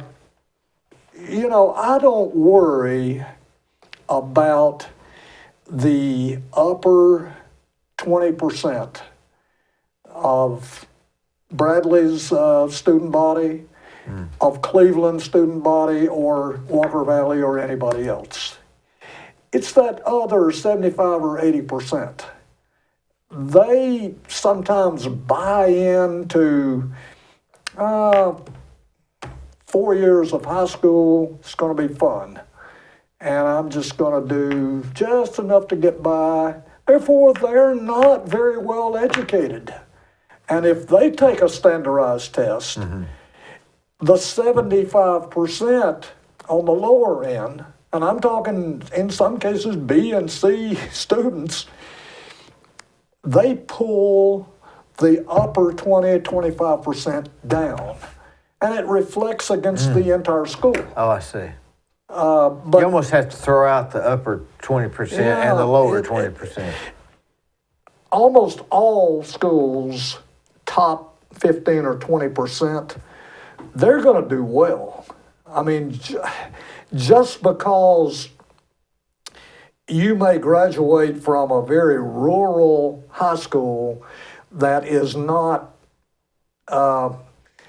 image-wise one of the elite, you may go to an elite school because you're that good.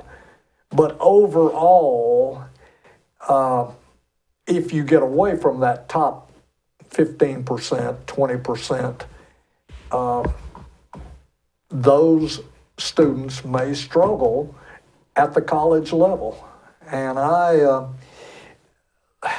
it's because they don't put the proper emphasis. They think they're well educated, but take 100-item test, and some of those standardized tests are pretty tough, even for teachers. I mean, they're tough.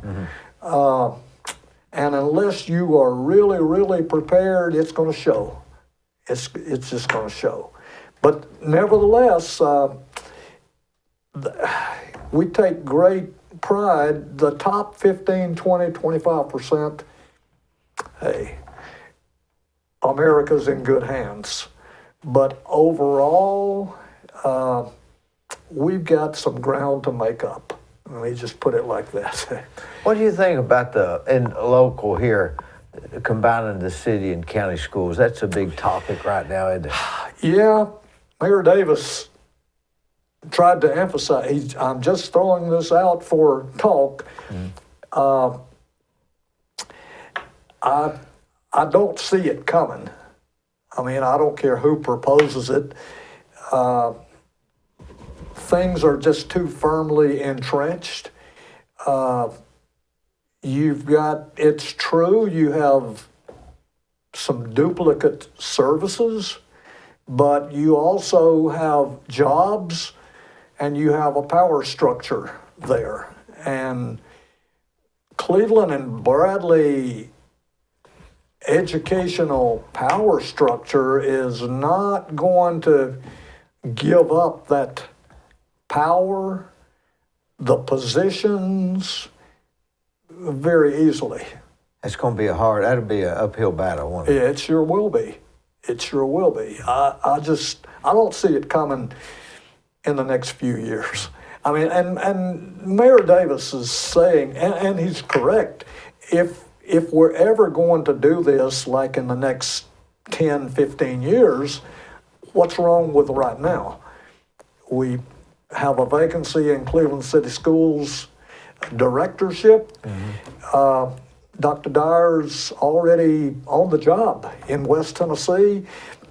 So if we're going to do it, let's explore this idea. I see what the mayor is saying, but I personally don't expect it to catch on and become reality in the next couple of years.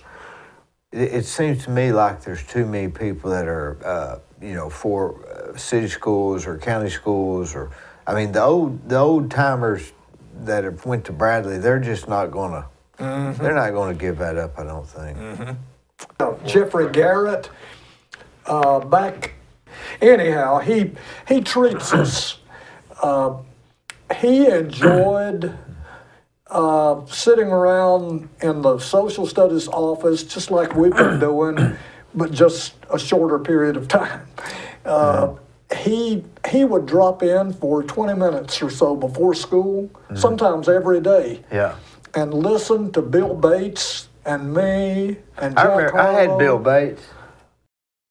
I had him. What was he taught? I can't remember. U.S. history. He was a nice guy. World history. What's he doing now? Is he still there?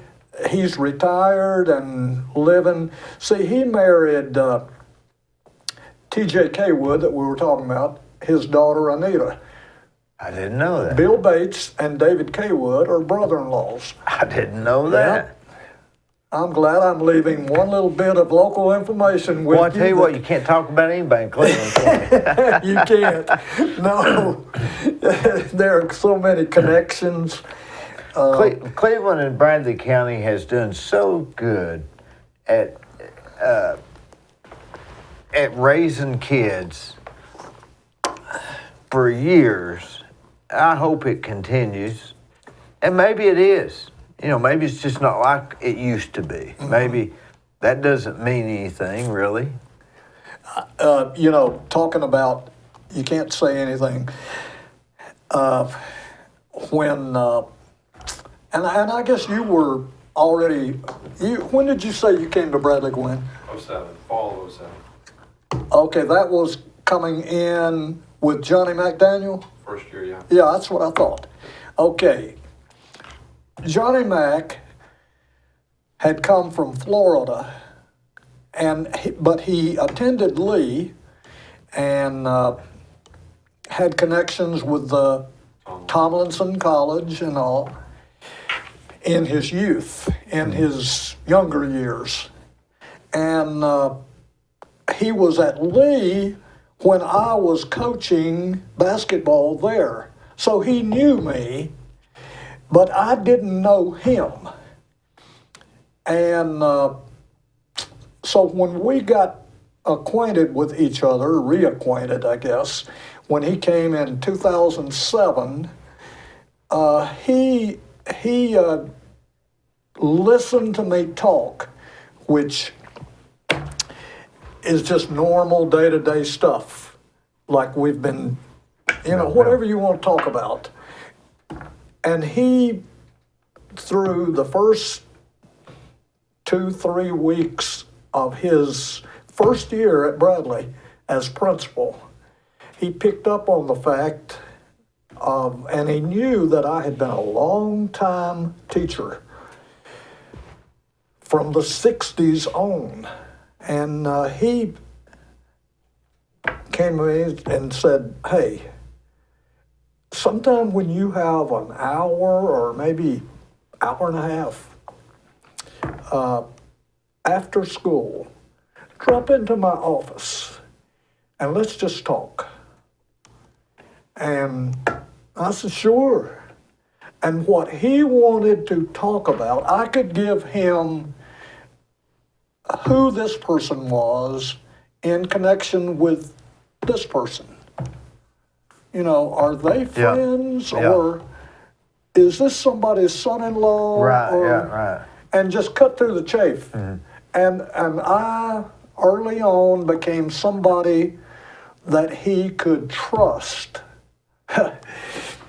And so I shared local information, just local stuff. Some people would call it gossip, family connections. Who was the power in this area, and who were the movers and shakers in this area, and how it all connected, and who were political enemies. Yeah. I mean, sometimes fierce enemies. Oh, yeah. You know, Bradley County has that, doesn't it? So it helped him become quicker acquainted with the situation because he was new to the job and did a great job. But in the end, he still got crossed sideways with the power structure and family connections, and cost him his job, after some 8 years or so. But anyhow, that's the way it goes. And you can't teach that, can you? Things just are. That's just life experience, isn't it? yep, that's Do the you truth. consider yourself a teacher or a coach? Teacher, no doubt about it. I mean, that's what I. Or is it the same thing? No. You got the sports world. I was a teacher until 3:30, and then I became a coach. And after school, when I retired, I was in Cracker Barrel one day, and it just hit me. I didn't realize that so many people in Bradley County, my home area here, had no idea that coaches taught school. They think that That you're just getting paid for just. to coach. Yeah. Yep. Because here's what happened. My first year out in retirement, 2017, I was in Cracker Barrel with Kathy, and this guy just in passing, Earl, how are you? Small talk. Mm-hmm. And we spent just 4 minutes maybe. He didn't want to bother me with my meal, and he was leaving anyway. This is his question. What are you doing now that you're no longer a basketball coach? I said, well, I'm teaching. I have my teaching job. He looked at me real quickly and said, oh, you teach too? I said, yes, I've been teaching all 14 years that I've been coaching basketball. Well, I didn't know that, he said. He said, I thought all of you coaches just coached. I said, oh, no. How would you pay him just to coach, right? Yeah. We get a supplement to coach the extra time, but I said, no, I've been teaching U.S. history classes and have a planning time. And at 3:30, then we go practice basketball, or 4 o'clock, or whatever, But Do you have any other hobbies, or is it just local sports? My hobbies, honestly, were doing things like umpiring.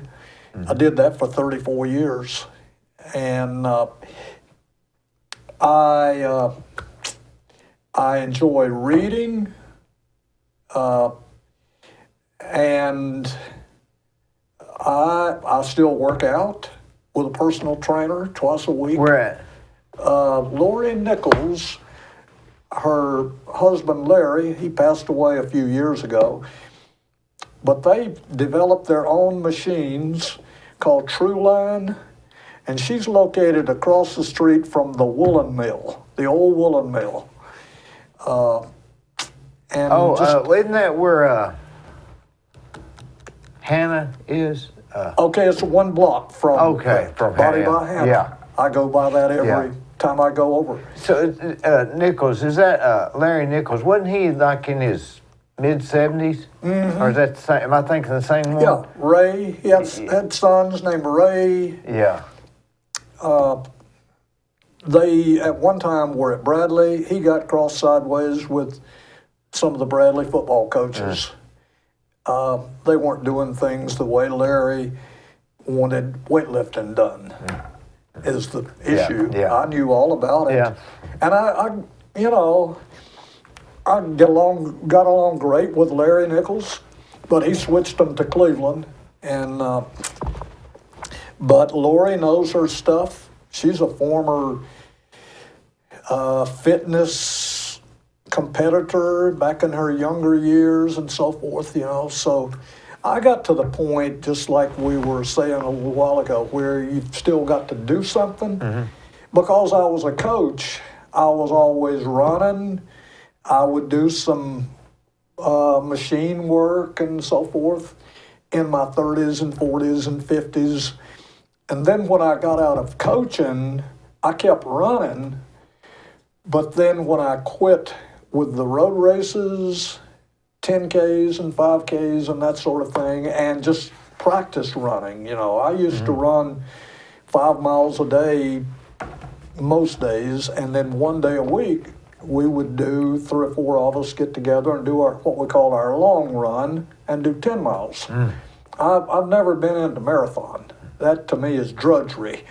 I have no desire whatsoever to run 26 Are you familiar miles. with Goggins on the internet, that guy that does those long endurance races and stuff, those really, No, I don't know like him. 100 miles? When you work out, is it like a 30-minute stretching thing, or do you really work out? No, I don't really work out. I told Lori 12 years ago, I said, I sense that I am not doing anything, and you got to keep moving. And therefore, I've got to work out. And so I understand. She knew exactly what I was talking about. When I was a coach, I figured I'm staying in shape. I'm running. I ran with the boys. I tell this humorous little story, but it's the truth, Dee. When I went to Bradley as the head basketball coach, I was 38 years old. Every fall we ran, and basketball players don't like to run. They're not like wrestlers, for example. Wrestlers, they get after it. Basketball players want to play with a basketball, but you got to get in shape. So I brought the Lee College training with me over to Bradley, and we ran for 6 weeks or so, and I ran with them. I could see which ones were the slackers, and I've told a lot of people in jest that I knew that it was time for me to turn it over to a younger man in basketball coaching, even though I was just in my 50s, that I was not going to be a Jim Smitty and coach till I was 68 or 70 years old. Because when I went to Bradley, we had a couple of managers and 18 boys on the varsity and the JV team, about 20 people in a herd out running. And literally, as a 38-year-old, there would usually every year be about 2 guys on my basketball team that would run 5 miles and finish back in front of me. That's the truth. As a 38-year-old competing against 15 to 18-year-olds, you would think that half to 2/3 of the team at 38 would be ahead of me. Not so. Well, 14 years later, in my last year of coaching, I said I knew it was time to quit when I was outrunning one big guy, usually slow big guy, and my 2 managers. That was it, literally. All the rest of my Had you team. been out of shape, or were No, you still? it just It decreased. decreased. I lost that much time in between your 30s and your 50s. You will slow down generally. Now there are exceptions. Cardio is a big deal, isn't it? Yeah. Yes, it is. In just Now about in basketball, you're constantly running. See. You're probably running more in basketball than you are football, would you Oh, say? lots more. I mean, football players have 2 teams. Basketball players have to do offense and defense. In baseball, they just need to run kind of quick spurts. Yeah, and then they get to sit in the dugout for every other half inning. See, Basketball is probably more endurance, with the exception of of track. And let me tell you another quick story. You know Jody Adams? Joe's Yeah, daughter? Joe. Yeah. Joe, yeah, Coach Joe yeah. Adams. Jody is she's the head coach right now, I think, at New Mexico State University. She's out west somewhere. But when Jody was in her senior year at Bradley, 1989, she was already being recruited by Pat Summitt. And Jody got to play 2 years later on a national championship team. One of Pat's, eight national yeah. titles. 1991, when she was in her sophomore year. She was the point guard for the Tennessee Lady Vols. Well, during her senior year, I went in one Sunday late afternoon to my basketball office for some reason. We weren't having practice, and I sensed that somebody was out on the court. It was Jody. She had just a couple of the lights on. It was getting late in the afternoon, and she had obviously already gone through all of her shooting, because that's what most basketball players at the high school level do on the weekends. If they're going to come to the gym for an hour, they're going to shoot and shoot and shoot. Jody had already finished her shooting, and you know what she was doing? What? You know what suicides are? Mm-hmm. Okay. She was running suicides from the baseline, foul line, back, base to the half line and back, to the three-quarter line and back, to the length of the court and back. I mean, hard. Nobody was out there with her. She didn't have a coach. It was just Jody. And I stood outside in the hallway so I wouldn't bother her and watched her. And she was demonstrating to me what the inner fiber she had to have in order to play for the Lady Vols and win a national championship, number one. That's where you make national champions right there. Was anybody else on the Barretts doing that? No, not one person. But she knew what she wanted. And Joe, I give a lot of credit to her dad. Joe sat down and told her what it was going to take when she was 7, 9, 12.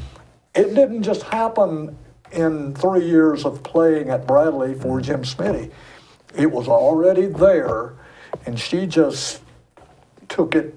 Do you think practice can overcome skill? You can improve it. You've got to have a little bit of natural talent. But can You can get better, obviously.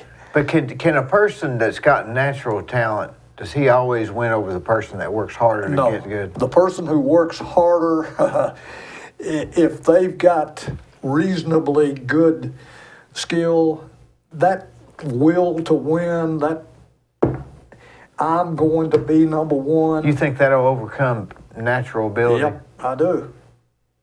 If What about if the natural ability, if that person is just kind of sleepwalking or going through it. Now, if they have that same fierce desire, That's then different. you've got the complete, that's Michael Jordan.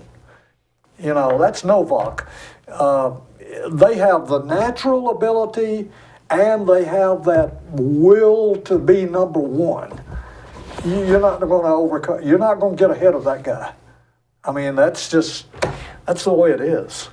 But And maybe those people that that we think have natural ability, maybe back in the dark where nobody's looking, maybe they're trying to get that natural talent. Does that make sense? well, you're saying that the person who has the natural Or we ability, think they have the natural ability. Maybe they've really been trying Well, to. we don't always know what they're doing. Yeah, we don't know what they're doing. Yeah. They may have been working on that for years. Yeah, Terrence Oglesby, for example, played for Kent and went on to get a scholarship to Clemson. He's probably in his late 30s now. He was a 2007 graduate of Bradley. And he had this daily routine, and he would do it even if something was, for instance, after Kent Smith's 2-hour basketball practice. Immediately after, maybe the Bradley gym would not be available because of some special program. Audio visuals might have they've got it booked. Yeah. So Terrence had this deal every day after practice. He would find a gym. If somebody was bumping him off the court of his own basketball gym, then he would go to the Cleveland Community Center or to the Y or go someplace and shoot 500 outside Golly. shots every day. Now that's why he was such a prolific three-point shooter. It wasn't that the good Lord just smiled upon him and blessed him with a high percentage of his shot. No, Terrence took what the good Lord blessed him with, and that was a good shooting touch and agility and strength and all this, athletic ability. And then Terrence, not the good Lord, took it to a higher level. He gives everybody a certain amount of ability. You have to find your niche. I'm not Gwen and Gary Owenby can tell you that I don't know which plugs to fix on broadcasting sports. That's the electronic part, the gadget part is just not my bag. And Corky tried for 48 years to teach me the ins and outs, but I didn't like it. But you give me a microphone and let's talk football, and I'm in my groove. That's if you want me to keep stats, oh yeah, I'll keep the stats, quickly and make comments too. And before I got glasses, I used to carry my binoculars between age 22 and 52. And every single play, I would have my binoculars around my neck, and instead of having glasses that I have to keep stats now, I would have the glasses right there. Because I didn't have a headset. Corky, all 48 years that I worked with him, I don't care if it was me, Gary, and Corky, three of us. Gwen, you know this, don't you? How many microphones do you think were available? No clue. One. What? Guess who always had their hand on the microphone? Corky, I'm guessing, yeah. Corky, and if Corky would be here, I would be in the middle, and then there's Gary. And Corky would often, he'd do the play, blah, blah, blah, blah, he's telling you what's happening. And then he would, right here's Earl, And if, in order to get Gary involved, he would he would skip me and say, Gary, what did you think about that play? And here goes the microphone. Yeah. And Gary takes 20, 30 seconds and does his commenting, And Corky is so professional, he's not going to interrupt. He knows I'm silent, But then it's right back to Corky. Now we have headsets, and we have to be careful not to step over each other, and shut up and let the other guy describe it, you know. What was Corky like on a personal level?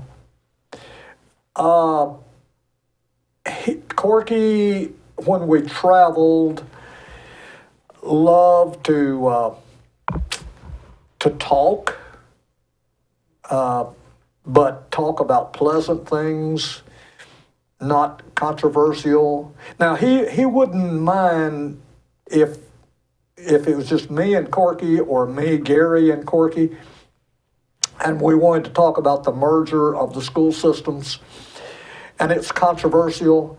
He would definitely talk about that because he's a newsman, Yeah. and he would be interested in getting our opinions. What do you hear out there in the community and so forth, you know? But he did not like the hateful, competitive, the political divisions. That was not Corky. Corky was truly all for Cleveland and Bradley County. And when I say Cleveland and Bradley County, a lot of Bradley High School fans, football fans, basketball fans, didn't really get the fact that Corky Whitlock, he's our Bradley broadcaster, but he truly does not have a bone in his body that hates Blue Raiders sports. And a lot of Bradley fans could not understand. One guy told me one time, Earl, I listened to you and Corky over in Middle Tennessee in the football playoffs, and if I didn't know better, I would have thought you were pulling for the Blue Raiders. And I said, well, we were. And very early, when I started working with him, when I was in my 20s and 30s, after a while, after 20 years or so, he got to the point where he quit doing this. But Dee, I kid you not, we started playing Cleveland football in 1965. All through the rest of the 60s and all through the 70s and right on when you were in high school. In the 80s, he would say to me before a Bradley Cleveland football broadcast, now, Earl, I know you know this. Yeah, Corky, you've told me 20 years worth. But tonight, it's the Bears and the Raiders, not us and them, we and they. I don't want to hear any of that. All right, and I got to the point where I became professional enough to do. Now, Gary Owenby, forget Gary. It is us and them. You know, that's the one thing that he would not listen to Corky on. You know, but Corky was insistent on, he said, we have a lot of listeners. And he said, most of them are Bradley folks, but 35 or 40% of them are Cleveland folks. He was just being respectful. He sure was professional. Very respectful. Corky did not want to have anybody at Cleveland High School think that he was one-sided, that he was not a fair, straight shooter, and that he would give them just as much praise and accolades as the Bears. And he would not join in if Gary and I started being really critical. You wouldn't hear Corky say, I feel the same way. He would let Gary and me maybe talk about how the tactics of Coach Benny Monroe. Oh, Lord, there's just no sense in them doing this, you know. Corky would just be driving and he'd say, "Oh, well, now, hey, football is competitive. Football is competitive." That's about all he would say. He's not going to get into this back and forth, Everybody liked Corky Whitlock. Everybody. You talk about John Geithner. Even though I was Corky's associate, his cohort in broadcasting all those years, when I was umpiring at Fulbright Park, I was already helping him in football and basketball and baseball broadcast. Even though I was umpiring, the umpire-in-chief behind the plate, he never ran out on the field just because, well, now I know the umpire pretty well, Corky would walk to, if his dugout was the third base, he would walk a few steps out and stop. Not go on the field. Stop at the third base line every time and say, "Mr. Ump, may I have time, please?" Yes. And then go talk with his pitcher.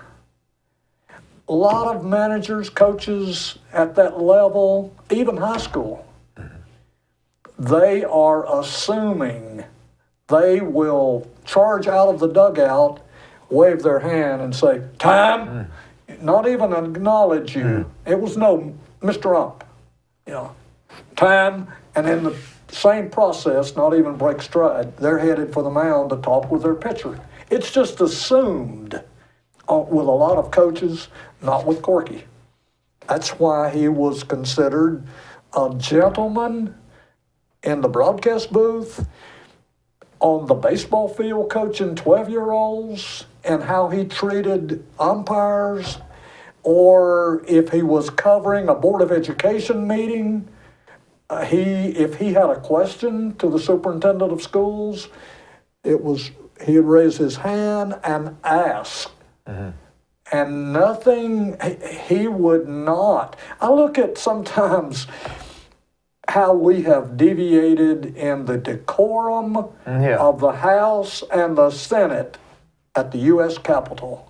I mean, like the... I saw yesterday the back and forth Hunter Biden. Oh, I saw that. Or was it day before yesterday? Whenever it was. Yeah. And they both stood up. That's crazy. That's a U.S. senator and a whatever he was talking before the Senate committee. You don't stand up and disagree, okay. But you don't stand up and challenge somebody to a fist fight right there in the congressional hearing room. I mean, let's And you don't win with that. No, you don't. Even if it was okay, you don't win with it. You don't do these things. Dale Carnegie says, "Never criticize, condemn, or complain." Okay, I guess that's true. That was old principles. That's true. That's the truth. Coach Rowan, I'm glad people like you are out there, buddy.